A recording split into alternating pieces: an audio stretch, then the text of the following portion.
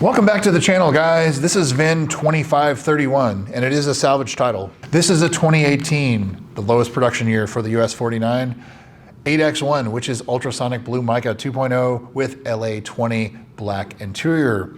For sale at IAAI in North Hollywood, California, 34,000 miles, so very low mileage. It has a right front hit, and it has, of course, a salvage title.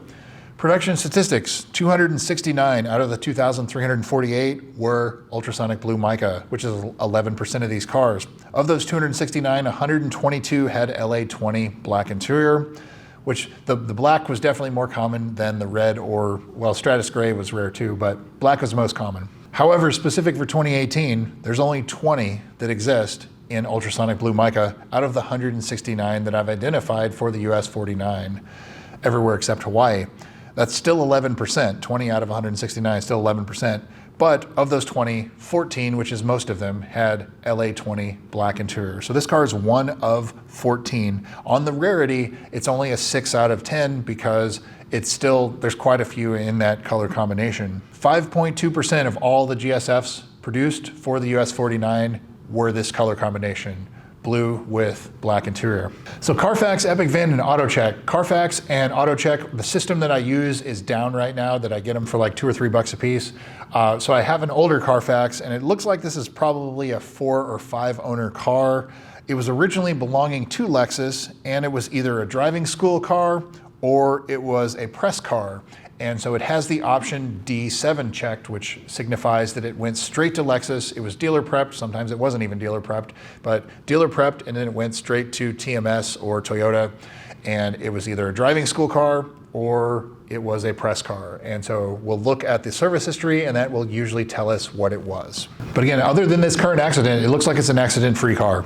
4 or 5 owners, so it's changed hands quite a bit. So previous sales. November of 2020, it was listed for $65,000 with 5,000 miles in California, and that's where it went from Toyota or Lexus to its first owner. So it's probably had about 5,000 miles of pretty hard driving, and we'll get into that in the service history. But it looks like the other sales were probably privately traded, and that's why now it has 5 owners. But price, so 2018, if this was a clean title, 2018 with 34,000 miles, serviced, retail ready, ready to go, it should probably be in like the mid to upper 50s, maybe even the lower 60s, because it's very low mileage, and it's the lowest production year. It's a pretty desirable color combination, the ultrasonic blue mica, but it's really, you have to adjust down 30 to 40% for a salvage title. So this car, if it was fixed with a salvage title, it should probably be like mid 30s, maybe upper 30s if it was like perfectly repaired, ready to go. But that's probably where I would put it. So that means if you're gonna buy it at Copart or here at IAAI, you probably need to get it in the low to mid 20s, if not lower, in order to leave any room for profit. You're gonna have transmission cooler, front end, headlight, hood, fender, everything behind it. There's quite a bit of damage to repair here, but the good side is the airbags did not blow. Usually when one airbag blows, they all blow, and I think there's 12 airbags in this car. There's a lot, the expense just went through the roof if the airbags deployed.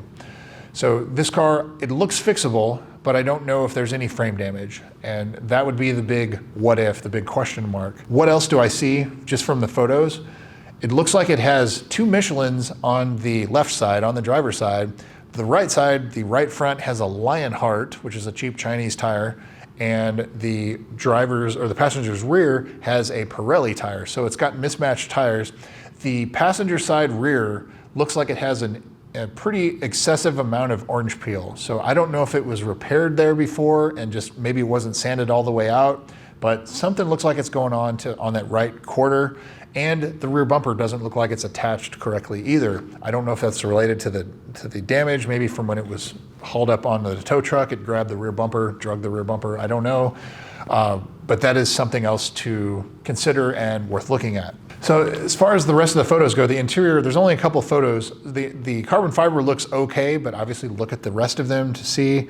But it looks like it's gonna be a pretty easy car to get back on the road. As long as you get it cheap enough, and if you're gonna do this to resell it, you have to get it cheap enough to leave room to resell. Otherwise, if you can fix it yourself, maybe some used parts, you may be able to save some money on this one. But it looks like the bones are there and it's probably savable. I don't think this one could be a parts car. I think this one's probably good enough where it's worth saving. So now on to the service history.